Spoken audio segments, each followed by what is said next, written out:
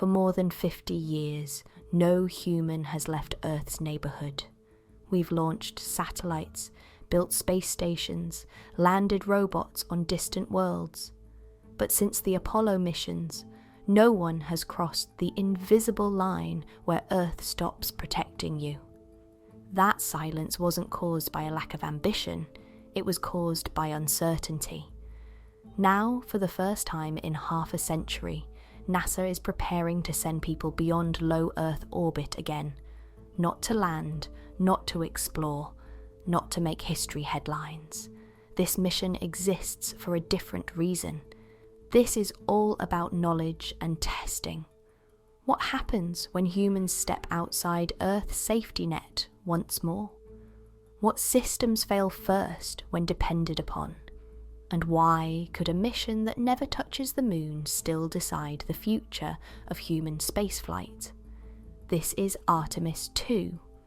If you want to follow humanity's next steps beyond Earth, make sure you like this video and subscribe. You won't want to miss what comes next. Why Artemis II exists at all. On paper, Artemis II looks unnecessary. NASA already flew Artemis I in November 2022.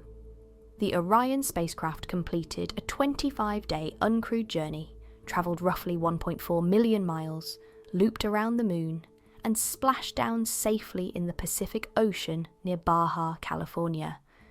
From the outside, the system worked. But spaceflight has a rule engineers never ignore. Machines behave differently when humans are inside them. Apollo 1 taught that lesson brutally in 1967, when a cabin fire killed Gus Grissom, Ed White, and Roger Chaffee during a ground test. Challenger reinforced it in 1986. Columbia did it again in 2003. In every case, hardware passed tests until people depended on it. Artemis II exists because no simulation, vacuum chamber, or robotic flight can answer certain questions. How does Orion's environmental control and life support system behave over weeks, not days? How do astronauts sleep, think, and react when Earth is no longer an option? How does decision-making change when delays stretch to seconds, not milliseconds? What Artemis II is, and what it is not. Artemis II will not land on the moon. There will be no lunar boots, no surface experiments, no descent engines firing over regolith. Instead, the mission is a crude lunar flyby. The Orion Capsule, which will house the 4 crew, will launch from Kennedy Space Center in Florida on top of NASA's Space Launch System. It will then enter Earth orbit, undergo extensive system checks, and then perform a translunar injection burn. 4 days later, it will swing around the far side of the moon before returning home. Not landing on the moon is intentional. Landing adds hundreds of failure points. Surface operations demand timelines, fuel margins, and coordination with a lander that hasn't flown humans yet. Artemis II strips all of that away to focus on one thing: deep space survival. NASA wants Orion stressed without distraction, life support running continuously, navigation systems operating far from Earth, crew autonomy pushed to the forefront. The mission is designed to expose weaknesses early, before Artemis III turns commitment into consequence. The crew. There are 4 astronauts on Artemis II. Each one brings a different kind of experience.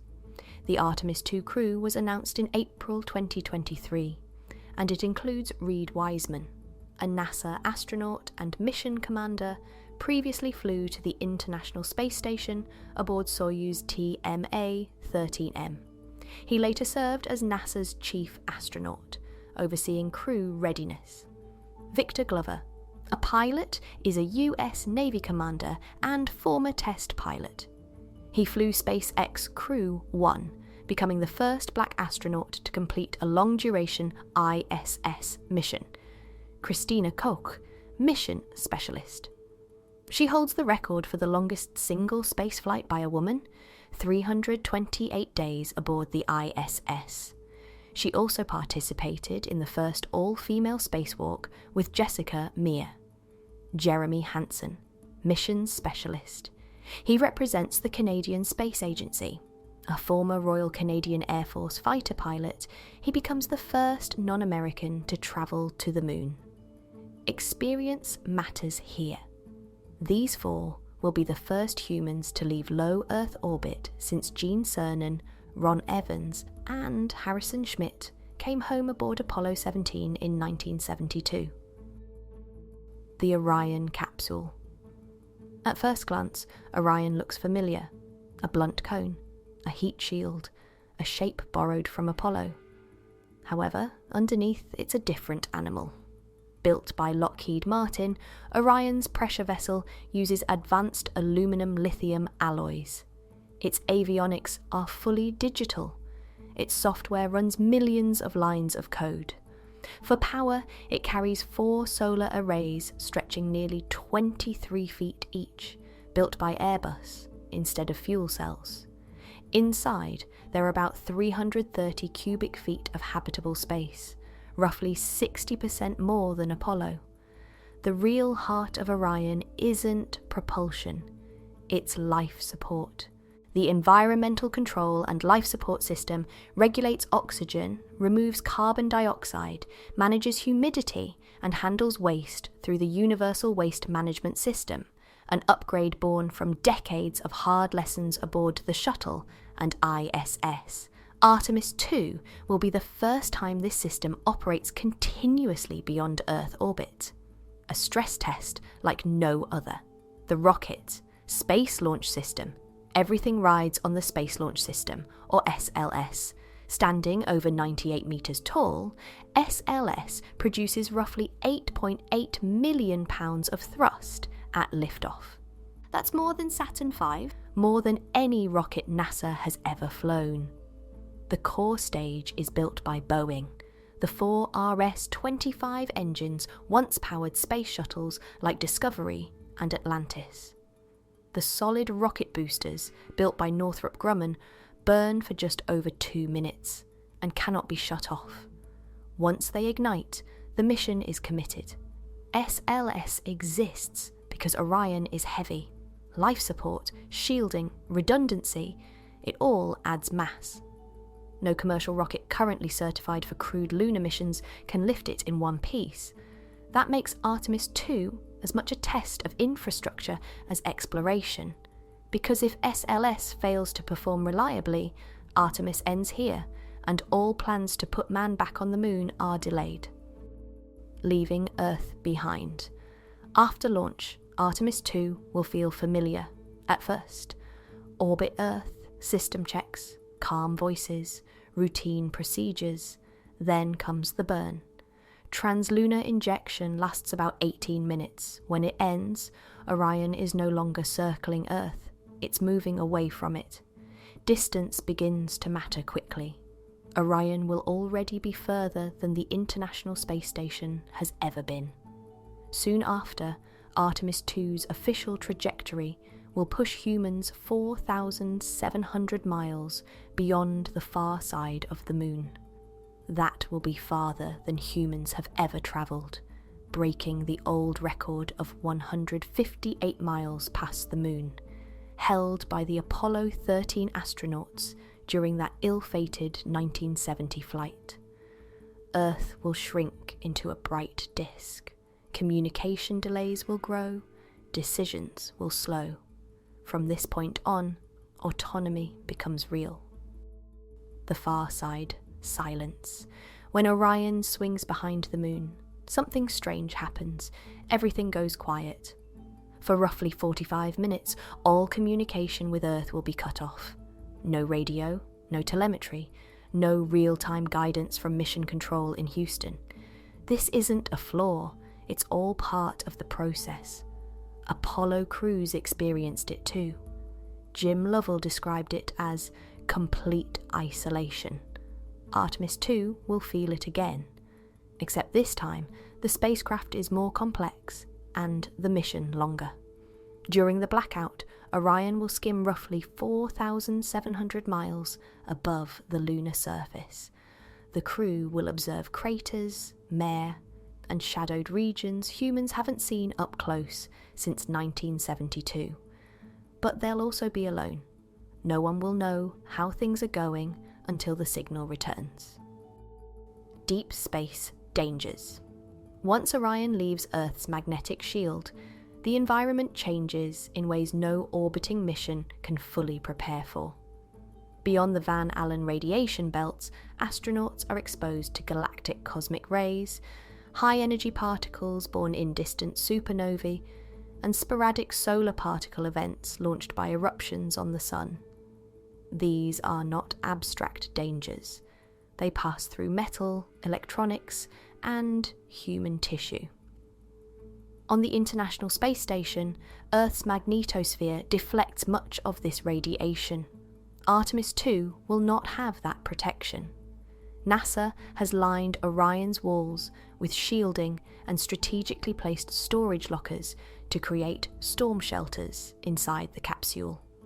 Dosimeters worn by the crew will track exposure in real time. Data from Apollo still guides safety limits, but Artemis II will refine them with modern sensors' longer duration. The mission will measure how radiation affects cognition, reaction time, and sleep, and the answers to these findings could pose further questions. If weeks near the moon are risky, what does that mean for future missions? Would missions to Mars even be possible? The return that pushes physics to its limit. The most dangerous part of Artemis II doesn't happen near the moon. It happens at the end. When Orion turns back toward Earth, it will be moving at nearly 25,000 miles per hour. That speed creates extreme heating during atmospheric entry, temperatures exceeding 2,760 degrees Celsius. Apollo capsules faced similar violence, but Orion's return profile is different. Artemis I revealed that difference the hard way. During its 2022 flight, engineers discovered unexpected charring and cracking in parts of Orion's heat shield, made from an ablative material called AVCoat. The cause traced back to the skip re-entry trajectory, where the capsule briefly dips into the atmosphere, bounces back out, then plunges again. The heat didn't last long enough for gases to escape evenly. Pressure built up, material fractured. NASA delayed Artemis II to adjust that profile. Same heat, longer exposure, a more controlled burn. This time humans will be inside when the shield is tested again, another stress test at the extreme. Why Artemis is not Apollo revisited. It's tempting to frame Artemis as a return to something familiar. That's misleading. Apollo was built for speed. The Cold War demanded urgency. Saturn V launched a complete lunar system in one go. Crews stayed days, not weeks. Sustainability was irrelevant. Artemis is slower by design. Orion cannot enter low lunar orbit like the Apollo command module. Instead, future missions will rely on a near rectilinear halo orbit, a distant, stable path used by the planned Lunar Gateway Station. Apollo was analog. Artemis is software-driven. Apollo trusted redundancy. Artemis trusts fault management. Apollo visited. Artemis intends to stay. This shift changes everything, from training to architecture to politics, and it means Artemis II isn't rehearsing the past. It's validating a future that's never been tried. What Artemis II makes possible. If Artemis II succeeds, NASA gains something far more valuable than confidence. It gains permission. Artemis III, the planned lunar landing, depends on Artemis II. Data to finalise crew timelines, radiation limits, and emergency procedures. The planned Lunar Gateway Station moves from concept to logistics. Lunar landers, including SpaceX's Starship human landing system, gain a crew-certified context. Beyond the moon, Artemis II feeds directly into Mars planning, life support reliability, crew psychology, long-duration autonomy. These aren't optional lessons, they're prerequisites. Every day Artemis II flies safely removes uncertainty from missions that last not weeks, but years. But the opposite is also true. Failure wouldn't just delay a landing, it would inevitably reset opinion on what's possible. Why Artemis II changes the moon forever. For decades, the moon was treated as a destination, a place you went, planted a flag, left a footprint, and departed. Artemis reframes it as infrastructure, a training ground, a staging area, a gravitational stepping stone. Artemis II is the moment that transition becomes real, not because it lands, but because it commits humans to operating around the moon again. Once crews return regularly, the moon stops being symbolic. It becomes practical. And when that happens, exploration shifts from achievement to presence. The moon doesn't just get revisited, it gets rewritten into our future. The quiet politics of a loud mission. Artemis II is not flying in isolation. Canada, Europe, and Japan are formal partners through the Artemis Accords, a framework outlining cooperation, resource use, and transparency. Jeremy Hansen's presence as the first non-American astronaut isn't symbolic, it's structural. Meanwhile, China's space program is advancing rapidly. The Chang'e missions have already returned lunar samples. Plans for a joint Chinese-Russian lunar base exist on paper. Artemis II sends a signal without saying a word. Leadership is not declared, it's demonstrated, and once demonstrated, it's hard to ignore. Success, failure, and the narrow path between. There is no neutral outcome for Artemis II. If it works, momentum accelerates, budgets solidify, schedules compress, confidence spreads beyond NASA. If it fails, timelines fracture, political patience erodes, public trust wavers.